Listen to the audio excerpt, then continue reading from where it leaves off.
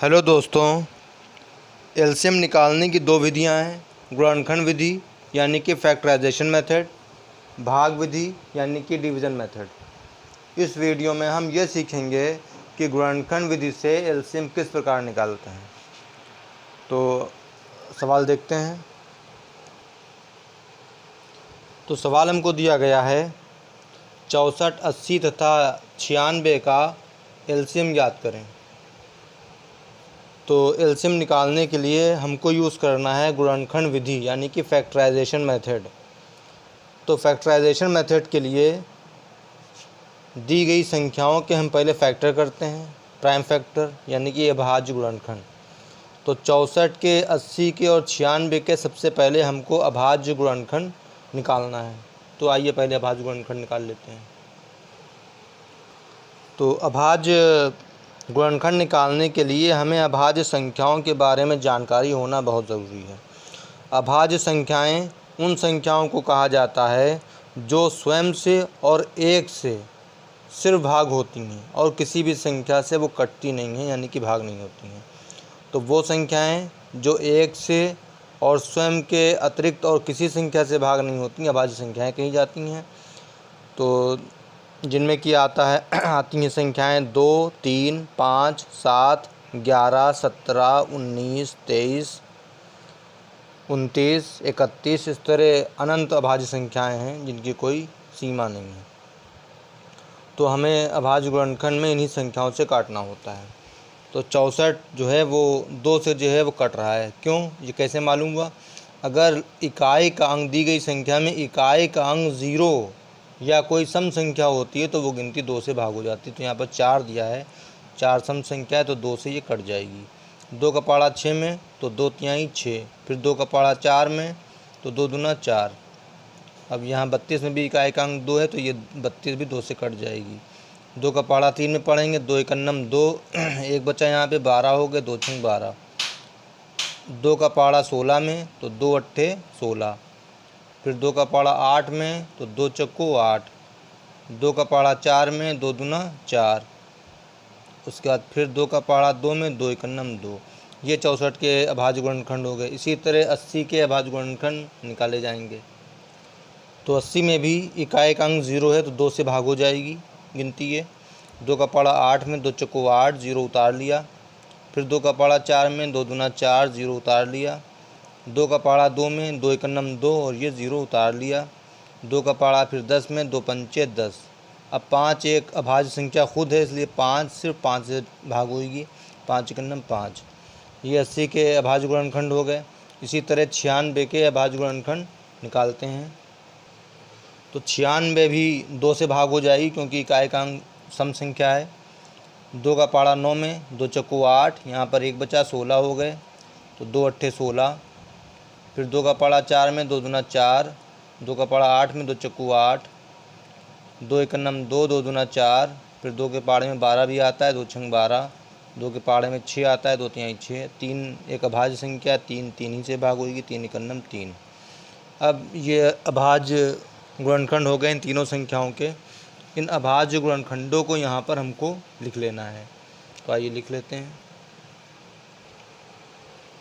तो 64 के अभाज्य गुणनखंड बराबर लिखकर 1 2 3 4 5 6 बार 2 आया था तो यहाँ पर लिख लिया 6 बार 2 को। 2 गुणित 2 गुणित 2 गुणित 2 गुणित 2 गुणित 2, इस तरह हमने 6 बार लिख लिया।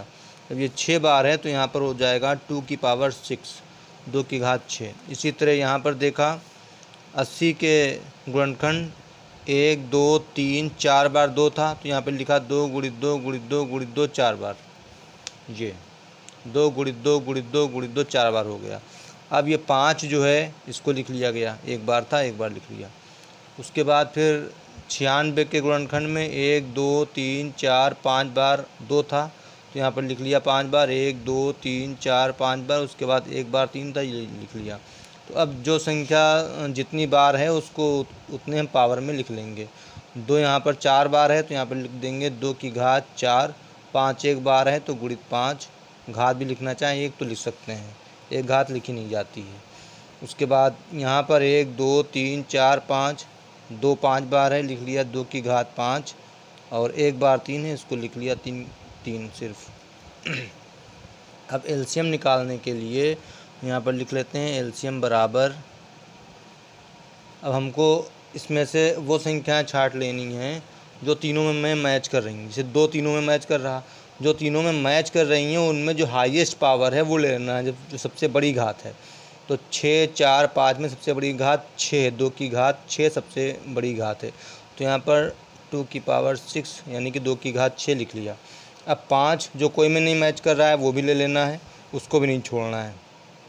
5 ले लिया, इसके बाद ये 3 ले लिया गया, 3 ले लिए। अब इनकी पावर को खोल लेना है। तो 2 को 6 बार गुणा में लिखना है, 2 गुणित 2 गुणित 2 गुणित 2 गुणित 2, 1 2 3 4 5 और ये एक 6 हो गया। फिर गुणित 5, उसके बाद गुणित 3। अब इन सबका हमको गुणा कर लेना है।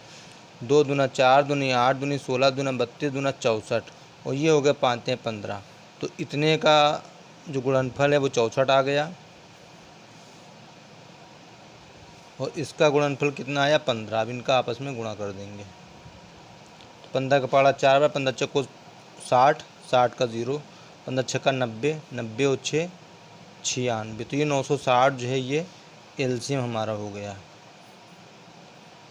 एक सवाल और ले लेते हैं जिससे अच्छी तरह से समझ में आ जाए। तो अब सवाल हमने लिया है 48, 72 और 108 का एलसीएम ज्ञात करें। तो यहाँ पर भी एलसीएम फाइंड करने के लिए हमको सबसे पहले प्राइम फैक्टर करना है। तो 48 के प्राइम फैक्टर यानी कि अभाज्य गुणनखंड ज्ञात करते हैं।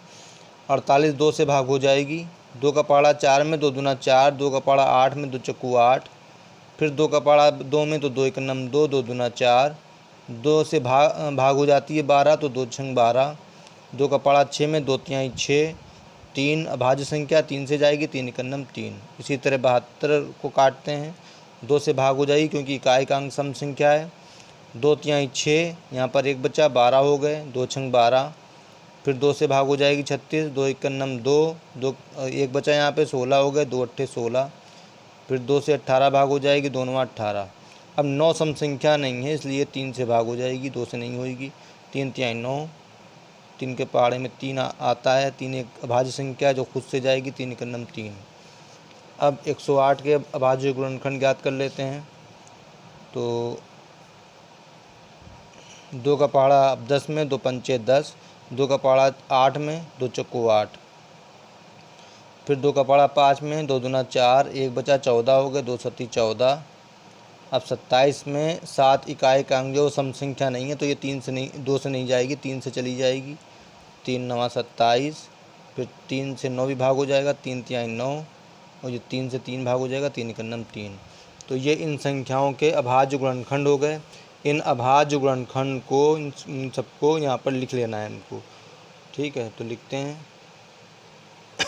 तो ये लिख लिया यहाँ पर 48 के अभाज्य गुणनखंड जो आए हैं, 2 गुणित 2 गुणित 2 गुणित 2 गुणित 3। तो 2 कितनी बार आया, 1 2 3 4 बार 2 है तो यहाँ पर लिख लेंगे 2 की घात 4। 1 बार 3 है तो यहाँ पर 3 की घात 1 लिखें या सिर्फ 3 लिख दें। उसके बाद 2 यहाँ पर कितनी बार है, 1 2 3 बार है तो ये हो जाएगा 2 की घात 3 यानी कि 2 का क्यूब। उसके बाद 3 बार 2 है तो ये हो जाएगा 3 की घात 2 या 3 का स्क्वायर। उसके बाद यहाँ पर 2 2 बार है तो इसको लिख लिया 2 का स्क्वायर यानी कि 2 की घात 2। फिर 3 3 बार है तो ये हो जाएगा 3 की घात 3 यानी कि 3 का क्यूब। अब यहाँ पर एलसीएम लिख देंगे इनका। तो जो मैच कर रहा है वो 2 मैच कर रहा है, 2 जो मैच हो रहा है इसमें सबसे हाईएस्ट पावर क्या है, 4 है। तो यहाँ पर लिख लेंगे 2 की पावर 4 यानी कि 2 की घात 4। उसके बाद 3 भी मैच हो रहा है तो 3 जो मैच हो रहा है इसमें सबसे हाईएस्ट पावर क्या है, 3 है। तो यहाँ पर लिख लेंगे 3 का क्यूब। अब इनका मल्टीप्लाई कर लेंगे तो 2 को 4 बार लिख लेंगे, 2 गुणित 2, उसके बाद गुणित 2 गुणित 2 4 बार। फिर 3 को 2 बार लिखना है, 3 गुणित 3 गुणित 3। अब आपस में इन सबका गुणा कर देंगे, 2 दूना 4 दूनी 8 दूनी 16 यहाँ तक हो गए, 3 तिहाई 9 तक 27 यहाँ तक हो गया। तो 16 का और 27 का गुणा कर लेंगे।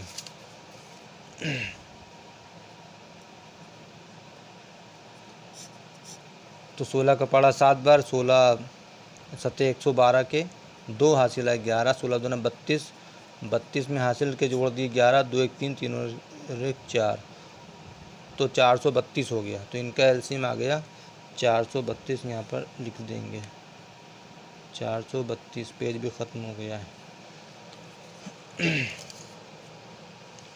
तो इस तरह जो है हल हो गया ये।